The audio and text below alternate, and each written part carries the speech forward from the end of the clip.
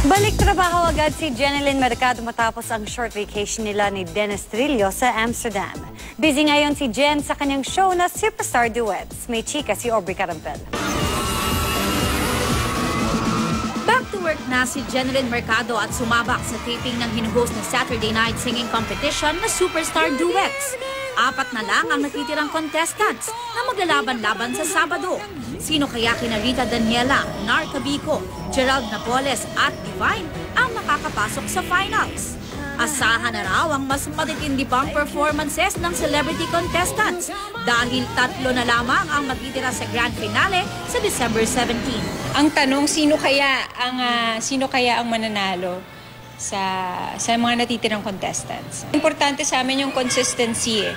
Yung pagka sumalang siya nung una nagalingan yung mga judges, kailangan pagaling siya ng pagaling or mapantayan niya or kung hindi man mapantayan, higitan niya yung performance niya.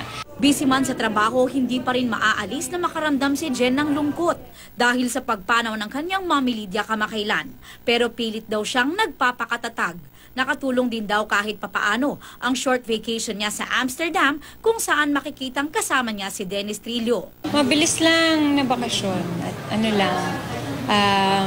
masaya, yung konting break lang mula sa mga pinagdaanan ko nito mga nakaraang buwan. Medyo okay. Siyempre malungkot pa rin pero tinatry ko maging okay. Siyempre para sa sarili ko, sa family ko, yan, kay Jazz. Aubrey Carampel, updated sa Showbiz Happenings.